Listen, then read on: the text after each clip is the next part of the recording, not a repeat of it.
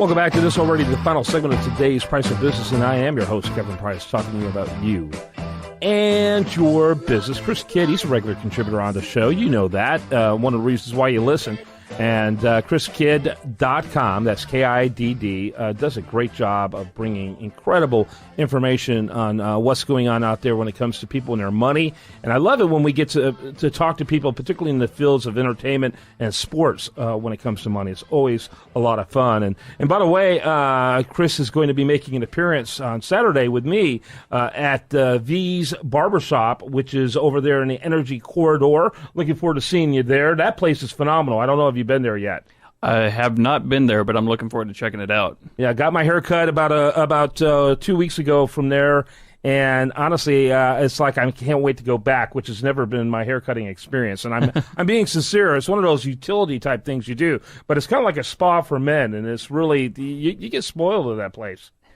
So it'll be fun. All right. As always, you've got great guests, but before you tell us about your guests, tell us a little bit about what you do to help mankind. Well, my contribution to mankind, I'm a financial coach. I'm I guess an entrepreneur because I have a lot of hats and a lot of businesses and things I've done. But my real passion is helping people with, finances, money situations, whether it's, getting out of debt or trying to start building some wealth. A lot of times, somebody may come to me who makes a good deal of money but doesn't have anything to show for it. And they say, well, how do you help me get on track here? And when it comes to managing stuff, a lot of times there's so many people who get taken advantage of, especially, you see it in athletes and entertainers and stuff, people who come into a lot of money. And I always say, if you don't have a plan for it, somebody else does. So whether you're making your own investments or you're handing it to somebody else to kind of manage for you, you need to at least understand what's going on. So I try to teach my clients how to be able to better understand that so they can, at least check up on stuff and find out what's going on and if something fishy is going on. Yeah, and that transcends all vocations and fields. I love the great quote back several years ago now when the NBA was threatening to go on strike, and one of the players said, I make a lot of money, but I spend a lot of money. And that pretty much epitomizes a lot of problems that a lot of people have, and they're really not even sure what they're spending their money on. So it's good to have people like you in their corner. Tell us about your guest today. It looks like a great one. Yeah, well, speaking of that, my guest is involved in a lot of stuff like that. My guest today is Gene Egdorf, and he's with the Lanier Law Firm here in Houston, and they cover a wide variety of legal aspects. But Gene is, like I would say the top dog over there with as far as the sports section of the sports law goes, and he's got some amazing credentials and stuff in that area. But it's good to have you on, Gene. Welcome. Well, I appreciate it and appreciate the kind words. Tell us a little bit about yourself and your practice. Well, I've been practicing law for about 25 years now, and I've been at the Lanier Law Firm for about 18 of those, and I'm primarily a commercial litigation lawyer handling business disputes. But from that, it's sort of segued out to where I'm doing a lot of sports law-related issues. That have been against the NCAA and concussion cases and other medical cases regarding athletes. I settled the video game case that allowed college athletes to start getting paid for their likenesses to be used in video games.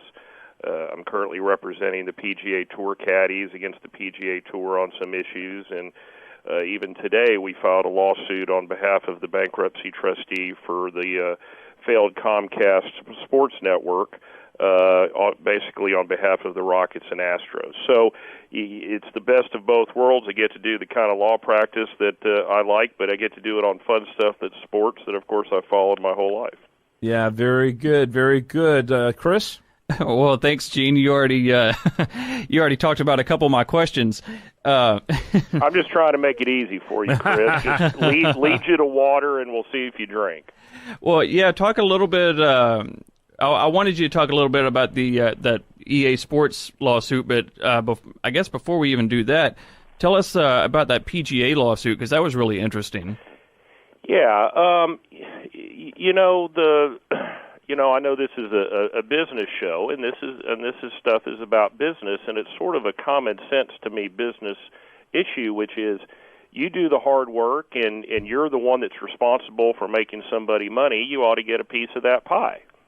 And in this situation, the PGA Tour caddies are independent contractors. They don't work for the tour, but they are compelled. They have work rules, in essence, instituted by the PGA Tour that say you can't work an event unless you wear the bibs we want you to wear. And, oh, by the way, we're not going to allow you to get paid for that. And, oh, by the way, you can't get your own sponsors. That just seems to me to violate sort of the fundamental fairness of all this. The tour is making somewhere between $50 and $75 million a year off these bibs that the caddies have to wear.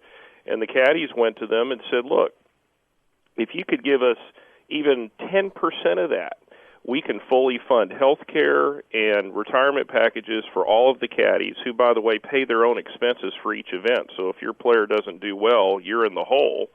And the tour said no. Hold on, wait a minute. I want to stop you real quick on that. So, How do they get paid if they're affected by their player losing or not doing well? Yeah. So every caddy has his own deal with a player, and they vary from player to player. But the gist of what you see typically is this: a caddy will get some sort of weekly stipend, maybe $750 a week, $1,000 a week that they work an event, which typically a player will play 20 to 30 events a year. The caddy pays all their expenses, air travel, rental car, hotel, food, and all of that. And then the caddy's compensation is a percentage of how the player does. And so typically if a player wins an event, the average deal, a caddy will make 10% of those winnings. So, a standard, a player wins $1 million to win an event, a caddy can have a good week and make $100,000. And then it's sort of a stair step down to where if you just make the cut, it might be 5 or 6%. I've got clients whose players only made a few cuts, and the caddies actually lost money on the year because of the way their expenses were. Yeah, I can see that. Well, I remember when several years ago when Tiger Woods was just really tearing it up, his caddy was like second on the money list on the PGA Tour. Yeah, Steve Williams, who was the caddy for Tiger back in the days when Tiger was winning, is actually one of my clients. Steve took over, was caddying for Adam Scott when he won the Masters, and then retired, and he's recently coming back. But Steve Williams made a lot of money. But I can also tell you we've had some financial analysis done and talked to some marketing people. It's been estimated to us that if Steve Williams could have put a sponsor logo on his bib at his own choosing, that bib could have been worth somewhere near $10 million a year to him. Wow. And so what you're talking about is not necessarily, taking off the other sponsor logos, just allow them to have another non-competing from whatever the PGA has on their bid. Well, it's a twofold thing. One, we would argue that legally the sponsor logo that's there by itself should have remuneration to the caddies. But certainly as well, the caddy should have the right to add any other sponsorships that they want, whether and if the caddy wants to have their bib look like a NASCAR car, they can do that.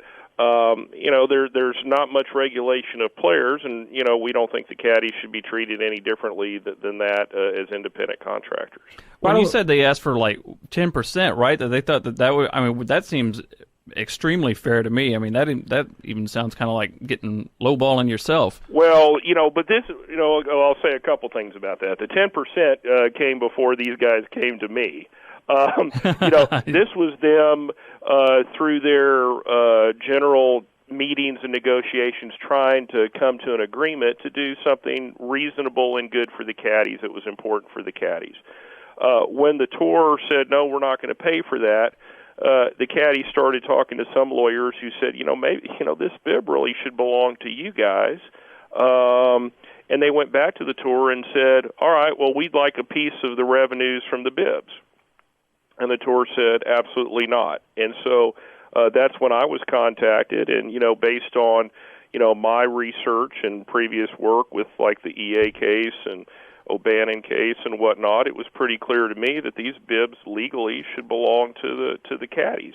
Now, the caddies aren't really interested at all in hurting their players or hurting the tour. I mean, they look at this in essence as, for lack of a better word, sort of a partnership situation where everybody should benefit and everybody can do well. Yeah. But when you look at the global scheme of this, Tour Commissioner Fincham for the PGA Tour makes somewhere between $8 and $10 million a year. But half of that can't be, half of that's an unacceptable number to make sure the caddies their families have health care and retirement. I mean, it just doesn't make a lot of sense to me. Gene, I'm sorry, we're going to literally run out of clock. You'll Sure. be talking just to the two of us here. But Gene Egdorf, you can learn more about him at the Lanier Law Firm website, which is lanierlawfirm.com. Chris Kidd, you can always find out about him at chriskidd, that's 2Ds.com. And by the way, he's got great content over there at usdatareview.com. I'm sure this will be parlayed into an article as well. Oh, I'm sure. Yeah. All right. When we come back tomorrow, we're going to have much more for you. Actually, Monday, we're going to have much more for you. Have a great weekend. Spend it right here on this station.